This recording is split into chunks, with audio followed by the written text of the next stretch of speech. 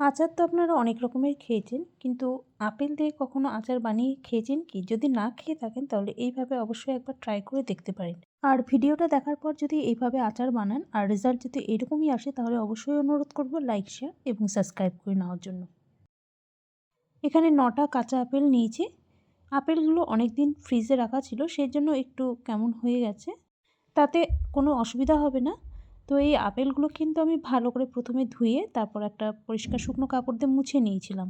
খেয়াল রাখতে হবে আপেলের আচারটা বানানোর সময় আপেলগুলোর মধ্যে যেন জল না থাকে, একদম শুকনো হতে হবে। আর যেহেতু আপেলগুলো আমি একবারে ধুয়েই নিয়েছি তাই পরে আর ধোবো না, একবারে এখন কেটে নিচ্ছি। তো সব আপেলগুলোকে এরকম ছোট টুকরো করে কেটে নিচ্ছি আর মাঝখানে যে বীজটা আছে সেটাকে ফেলে দিলাম। তো সবগুলো আপেল আমার কেটে নেওয়া হয়ে গেছে। এখন একটা মিক্সিং বোলে এই আপেলের টুকরোগুলো নিয়ে নিচ্ছি। কাঁচা আপেলের মধ্যে একটু টক ভাব থাকলেও অতটাও টক হয় না, সেজন্য টক ভাবটা আনার জন্য আমি এখানে লেবু রস ব্যবহার করছি। তো এখানে যেহেতু অনেকটাই আছে আপেল, সেজন্য আমি এখানে 2টো লেবু রস চিপে দিয়ে দিচ্ছি। আর এইভাবে ছাঁকনির মধ্যে রেখে যদি রসটা চিপে নেওয়া যায় তাহলে লেবুর যে বীজগুলো আছে সেগুলো আলাদা হয়ে যায়। এবার দিয়ে দেবো এর মধ্যে লবণ। ছোটো 1 চামচ লবণ দিয়ে দিচ্ছি।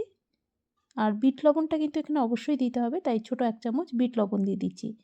বিট লবণটা দিলে আচারের টেস্টটা খুব ভালো আসে। এবার সব কিছু ভালো করে মিশিয়ে নিতে হবে।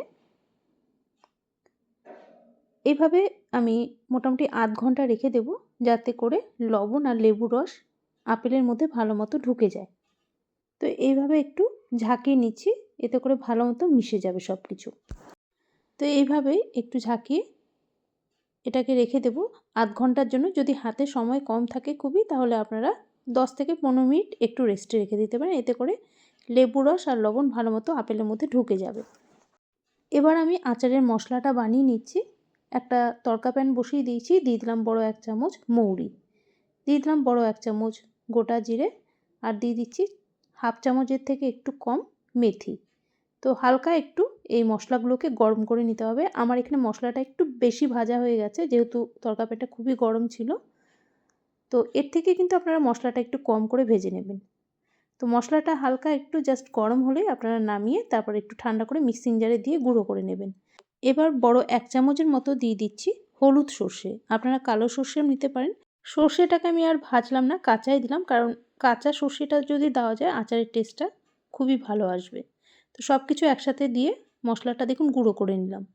মশলাটা যেন খুব বেশি গুঁড়ো না হয়, একটু দানা দানা ভাব রাখবেন, তাহলে দেখবেন আচারটাও খেতে ভালো লাগবে। তো আধ ঘন্টা রেস্টে রেখেছিলাম। তো এই গুঁড়ো করা মশলাটা এই আপেলের মধ্যে দিয়ে দিলাম। এবার দিয়ে দিচ্ছি বড় 1 চামচ লঙ্কার গুঁড়ো। এই লঙ্কার গুঁড়োটাতে ঝাল আর কালার দুটোই আসবে। আর যে কোনো আচার যদি একটু ঝাল ঝাল না হয় খেতে কিন্তু ভালো লাগে না, তাই লঙ্কার গুঁড়োটা একটু বেশি করে দিলাম। এবার তড়কা প্যানটা আবারও বসিয়ে দিয়ে এবার বড় 3 চামচের মতো সর্ষের তেল দিয়ে দিলাম। তেলটা গরম হয়ে গেছে, দিয়ে দিলাম ছোটো হাফ চামচ হিং ফোড়ন। হিংটা দিলে কিন্তু আচারের টেস্টটা খুব ভালো আসে, যদি অপছন্দ হয় আপনারা স্কিপ করতে পারেন। যেহেতু তেলটা খুব গরম হয়ে গেছে সেজন্য আমি গ্যাসটাকে অফ করে রেখেছিলাম কিছুক্ষণের জন্য। তো এবার ছোটো হাফ চামচ হলুদ সর্ষে ফোড়ন দিয়ে দিলাম। তো গ্যাসটাকে আবারও একটু অন করে দিলাম। তো সর্ষেটা একটু ফুটে গেলে এই যে গরম তেলটা আছে এটাকে আমি আপেলের উপর দিয়ে ঢেলে দেব।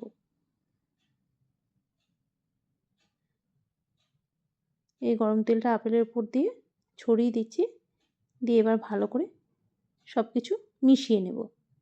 খুবই তাড়াতাড়ি হয়ে যায় এই আচারটা। এই আচারটা ইনস্ট্যান্টই হয়ে যায়, শুধু একটু সময় লাগে যখন আপেলের মধ্যে লবণ আর লেবু রসটা মেশানো হয়।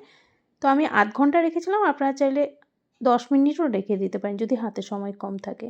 10 মিনিট রেখে তারপর মশলাগুলো সব মিশিয়ে নিতে পারেন। তো দেখুন ভালো করে সব মশলাগুলো মিশিয়ে এবার এটাকে আমি 1 ঘন্টার জন্য রেখে দিচ্ছি, যাতে করে মশলা ভালো মতো ঢুকে যায় আপেলের মধ্যে।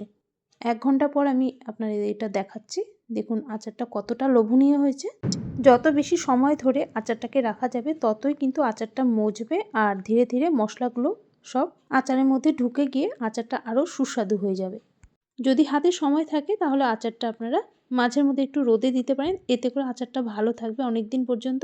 আর নয়তো আপনারা ফ্রিজের নর্মাল জায়গায় আচারটাকে স্টোর করে রেখে দিতে পারেন।